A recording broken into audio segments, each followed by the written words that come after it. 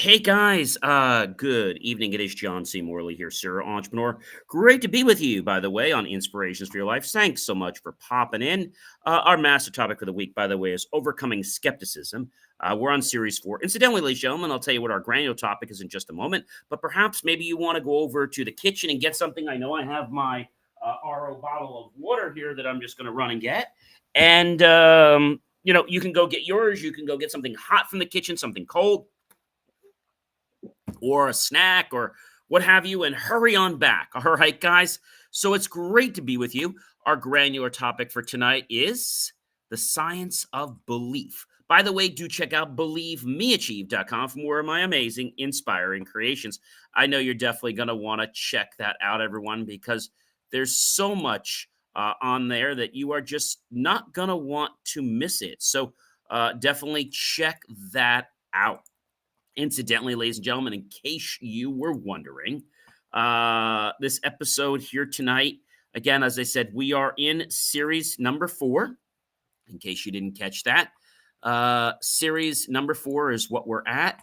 And this, ladies and gentlemen, is show number 18, episode 4, The Science of Belief. Wow, that sounds interesting.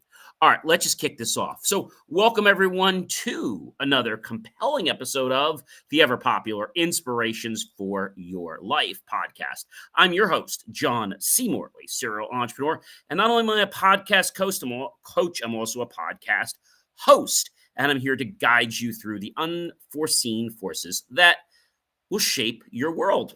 All right. So today or tonight, I'm diving into something incredibly powerful: belief. Beliefs don't just sit quietly in the background. They actively shape our perceptions. They influence our decisions and even impact our physical well-being.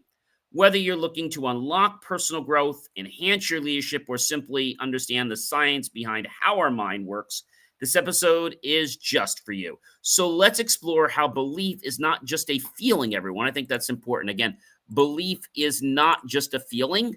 That's right. So belief is not just a feeling. That is probably one of the most important things that I think we need to understand. And so once we can understand that, this should make a lot more sense to you. I think hopefully that'll, maybe that'll sink in a little bit. But again, it's not something that sits quietly. Okay. And so maybe you're looking to unlock personal growth, enhance your leadership, or simply understand the science behind how our minds work. This episode is just for you. So let's explore how belief, as I said, is not just a feeling, it's a scientific force. I want to make that clear to everyone, that fuels information and transformation from inside your body to outside it. So buckle up. It's going to be a pretty bumpy ride if you're not ready. It's time to rethink what you believe about right now. So number 1, belief shapes perception and our behavior. What we believe acts as the lens, okay, through which we experience the world. From the way we interpret events to decisions we make daily, belief. And it's the hidden architect behind our behavior. If you believe people are generally trustworthy, you'll act more openly. If you think failure defines you, you'll hesitate to try. Our belief can either be empowering or limiting. And the understanding of it is important because it can influence the first step toward harnessing positive change. Number 2, guys, belief systems are wired into our neural pathways. You know my slogan, believemeachieve.com. That was not an accident, okay? Belief systems are wired into our neural pathways. Beliefs are not just abstract thoughts. They're physically embedded in the brain's neural circuitry. Wow, that's a lot, John. Each time we reinforce a belief, those pathways strengthen, becoming more atomic and automatic. That's why habits of thinking are so hard to break. But here's the good news: neuroplasticity means the brain can change. Yes, you can change it. Not overnight, though. When you challenge a belief, you begin rewiring your brain to respond in a new, healthier way. Number 3, the placebo effect proves belief's power. One of the most striking scientific validations of belief is the placebo effect. People given sugar pills often report real symptom relief, not because the pill worked, but because they believed it would. This tells us something profound. Belief can influence not just thoughts, but our biology. If belief can help us heal, imagine what it can do when we consciously direct it toward our goals. That's powerful, guys.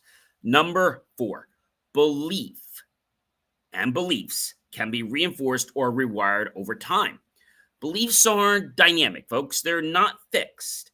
Repetition, reflection, and exposure to new ideas can strengthen existing beliefs or help us reshape them. Think of beliefs like software. Sometimes they need updating, right? By questioning assumptions and intentionally choosing new inputs, we can limit um, basically the negativity that might be crossing our paths, right? Because we're fearful, all right?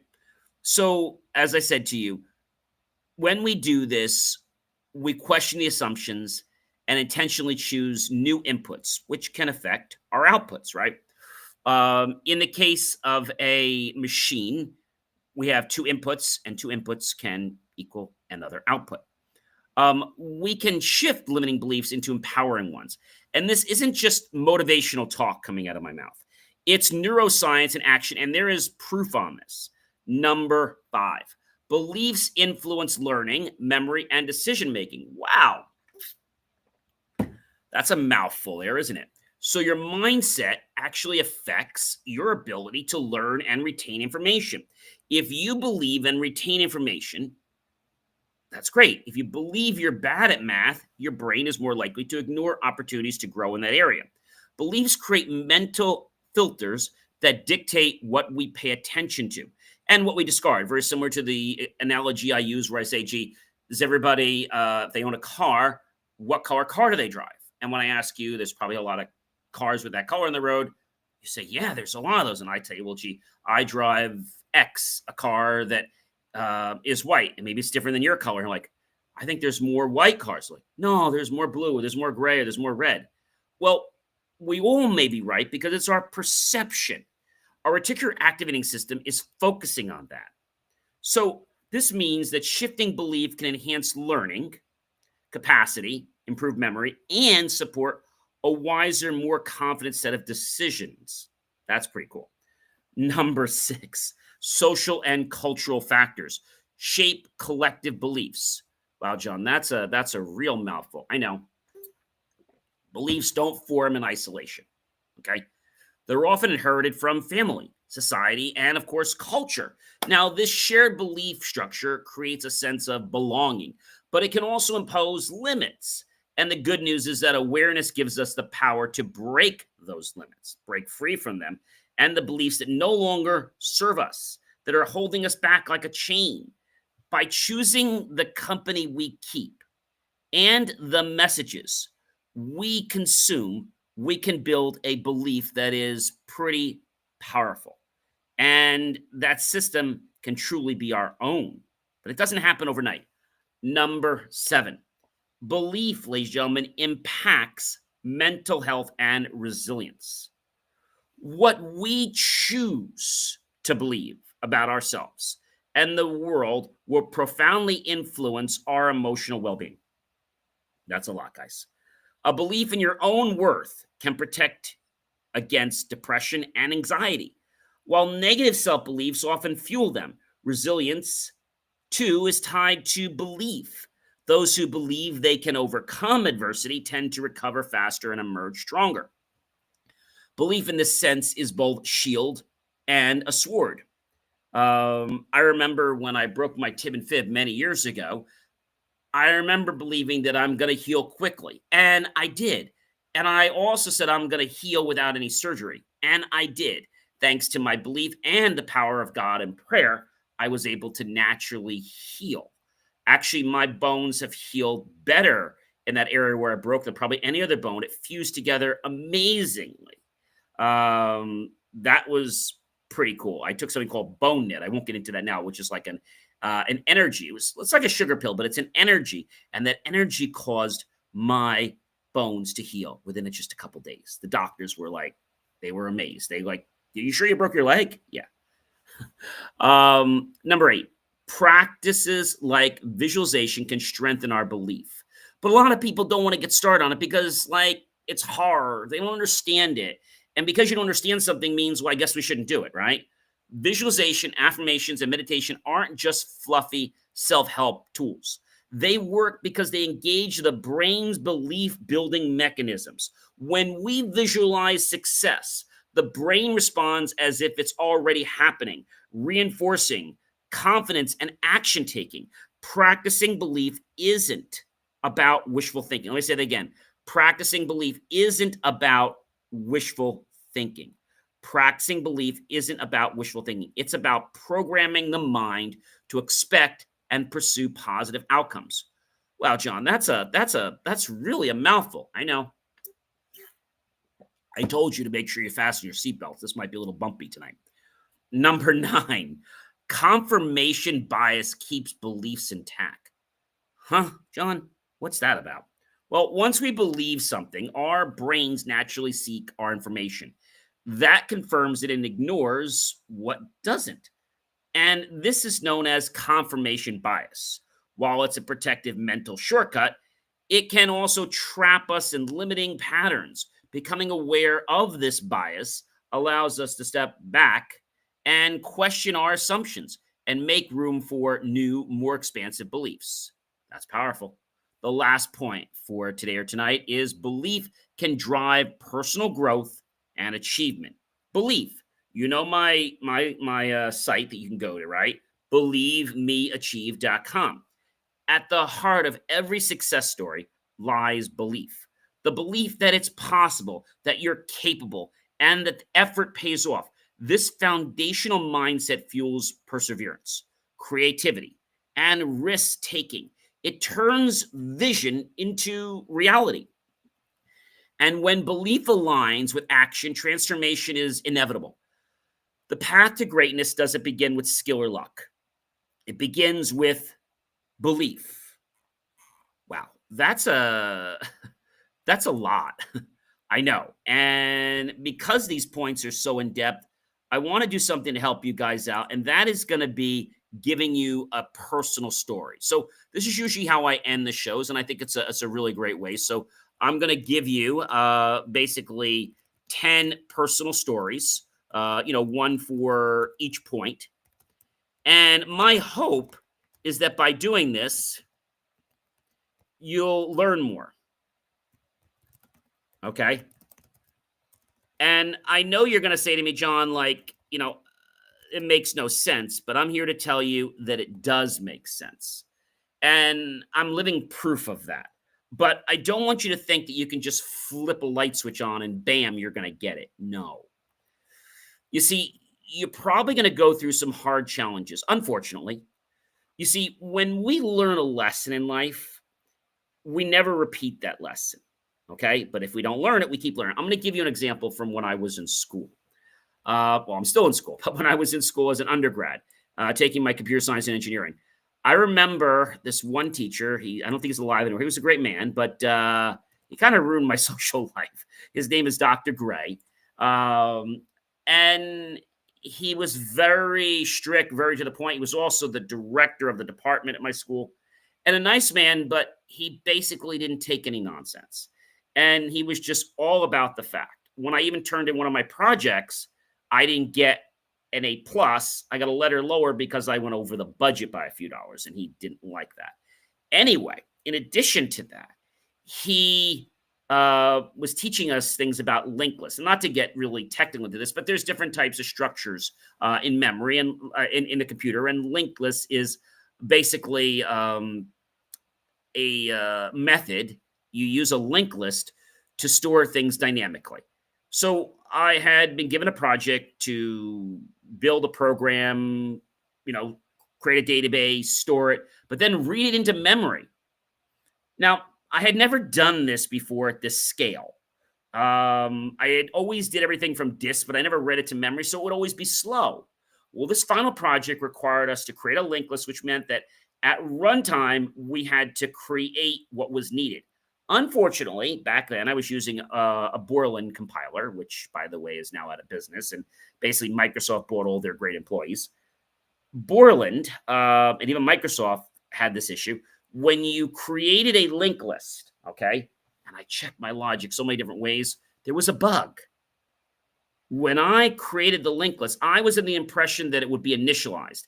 In programming, one of the hardest lessons, and lesson that I will never forget because of all the time it took me, I got the project assignment, I think it was on that Monday, and I think I started working on it like that Wednesday. I was working like Wednesday, Thursday, Friday. I didn't realize till like Sunday night after church that, oh, wait a minute. The linked list isn't initializing properly. It's actually initializing with garbage. And I look at the registers and I'm like, that's why I can't do anything. I'm trying to read it and it wasn't initialized to nil, which is nothing. All right. So that taught me a very valuable lesson. Now, number one is beliefs shape our perception, our behavior. I once believed I wasn't a people person, and it kept me from forming strong connections in both my personal and professional life. When I started to question that story and act as though I could be good with people, something shifted. My perception changed. And with it, my behavior started to change. Now, networking is one of my strengths, all because I choose to enact this new belief. Number two, belief systems are wired into neural pathways. Growing up, I had a deeply rooted belief that success came from hard struggle. It wasn't until I started learning about neuroplasticity that I realized this belief was wired into me. Okay. It was wired into me and from my childhood. And I slowly began to reprogram that narrative through consistent mindset work. And over time, I replaced the struggle equaling success with alignment and smart effort equals success. Okay. That's important. Number three, the placebo effect. It proves belief's power. Years ago, I suffered from an unexplained fatigue, and then I broke my leg another time. Nothing medical came up at the first time, but a neuropath basically gave me a harmless supplement and said, this will help your energy. It was basically a homeopathic. And so I felt better within a few days, not because of the pill, but because I believed it would. They told me there was nothing in that. It was just a sugar pill. That experience was my wake-up call to the power of belief and healing and self-empowerment. Some people go their entire lives and don't realize that the missing link between success and failure is their belief. Beliefs can be reinforced or rewired over time. There was a time when I truly believed I was, let's say, bad at a certain subject. Every awkward moment reinforced it until I made a decision to start small and just do it anyway. I practiced, I celebrated any small win I had in that subject, and exposed myself to positive feedback. That rewiring took time, but now that subject is something I love, and it's not a fear. Number five, beliefs influence learning. Memory and decision making. I used to think I wasn't cut out for whatever it was. So I avoided anything that had to do with this. But when I changed my belief to I can learn anything with focus and effort, I found myself not only learning faster, but enjoying it. That shift helped me retain more and make decisions with confidence, even in high stakes scenarios. Number six, social and cultural factors. They shape collective beliefs. In my early career, before I even got into being an entrepreneur, I took pride in being a nonstop worker because culturally I was taught that rest equals laziness. I think it might have been my dad. He says you just have to keep working. It wasn't until I saw peers thriving with balance that I questioned that belief. I now understand how culture shaped my view and how that this change has me build healthier boundaries, proving that beliefs don't have to be inherited, they can be chosen. So a lot of times my parents were instilling this in me because they didn't want me to be lazy. I was far from being lazy, but you have to remember to give yourself a break. You just have to do that. You have to know that you're not a machine. All right. And this happens a lot. Like, for example, when I'm in school And let's say, for example, I'm really pushing because like all the studying and stuff, right? Well, when the tests were over, you know what I did? I chilled. First thing I did was I went and got an ice cream, and it was a coffee ice cream. And then after that, I came home, um, went to bed earlier. The next morning, I did not get up at the time that I normally would get up. I got up like a couple hours later. Instead of getting up at like 5 or 6, I got up at almost 3, 4 hours later, like 8, 9 o'clock in the morning, and I felt good. Okay. Number 7, belief impacts the mental health and your resilience. So after a business failure a long time ago, I fell into a spiral of negative self-talk. I believed I wasn't good enough for it. But once I started challenging that belief with therapy and affirmations that I created, I noticed a change in my mental health. I felt more capable and resilient. That belief in my own worth helped me bounce back and eventually build something even better. You know, I do the Pomodoro method, which I've talked about before. You can look at that on other videos. Also, I started doing the this year. I started writing out everything every day, and then I cross off whatever I do, and it feels good, even if I'm behind. Like when I was behind with my tests, and I just kind of caught up the other day. I felt good when I crossed things off the list. It's like just things just sort of like just kind of, and it feels really good. So that's important to understand. Number 8, practice like visualization can strengthen belief. When I first started visualizing success before client meetings, it felt silly, but the results were undeniable. I walked in more confident, more composed, and often more successful. Visualization has become a regular part of my routine because I've experienced firsthand and how it strengthens belief and sharpens performance. Confirmation bias keeps beliefs intact. There was a period when I believed that most people couldn't be trusted, and surprise, I constantly noticed signs that proved me right. But when I decided to look for the opposite, I started noticing kindness and integrity more often. That shift helped me understand and aligned with the powerful confirmation bias, and that it can be in both limiting and a way to liberate us if we switch it. Number 10, belief can drive personal growth and achievement. Starting by my first business, which was the tech company, I didn't have all the skills or experience in the business side. I had the tech skills, but not the business skills. And so that was challenging. What I did have was belief. I believed in the mission, in my ability to learn, and in my vision. That belief fueled long nights, tough decisions, and eventually success. Belief didn't just help me grow, it was the catalyst and the main reason that I even started. Wow, guys, that's a lot. So, belief is more than a mindset, isn't it? It's a biological, psychological, and cultural force that drives everything from healing to happiness to high achievement. By understanding and shaping what we believe, okay, we unlock a deeper level of consciousness. In simplicity, a greater control over our lives. I think when we talk about control, many people get stuck because they get stuck in the weeds, right? I get that we need to do things, but if we always get stuck in the weeds, you know what happens? We never we never get out of the garden. We are always in the weeds, and I think that's a problem. So, um, when you get worried about doing something, just do something. You don't have to do everything, but take consistent action every day. Maybe it's losing weight. Maybe it's learning a language, learning a new subject, um, building a new relationship. Don't worry about getting everything right tomorrow because you're not going to get it right tomorrow. You want to focus on the fact that you can make consistent action every day and you can get a little bit further every day.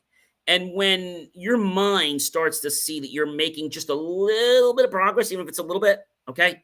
How about like, you do a download, right? And I don't care whether you have a fast download like I do, like a 2G, or you have a low coax and maybe you're lucky to get 100.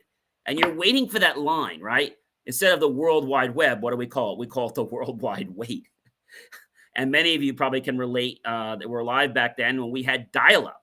Well, we had modems that were, some of you probably remember, we had modems from 300 There was 300 baud. There was actually 2400 baud was popular. Then we had 9600 baud. We actually had, we had 9600. Then we had 28.8. Then we had a 56.6, which actually basically used one side mimicking a digital to be able to give you that over an analog line, because that was like the limit. And then after we got through the 56.6, then the next thing that happened after that is we pretty much got into internet. But the thing is, when you think about something like, that line, right? And even though it's taking a while, maybe an hour or two for it to download, at least you keep seeing progress, right? You're like, all right, I'll leave it on. It's doing something. I think we all want to see progress in our life, regardless of what stage we're at, what age we're at. We want to see that we are making progress. If we're losing weight, we want to feel better. We want to know that the belt line is getting a little bit smaller, right? If we're in a relationship, we want to know that there is a greater conductivity of receptiveness between the two people. We want to know that we're making progress. And I've said this once before. You can't make progress with something unless you can figure out how to measure it. We'll do a show on this in the future. So measuring something is the key. If you don't measure something, how do you know if you can ever how do you improve something you can't see the results of where you are and that you're making changes? How do you know you've been changing, right? So I think that's a big problem for a lot of people.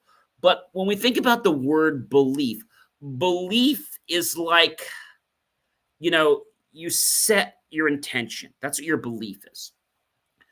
Belief is the GPS coordinates, right? You're going to get there.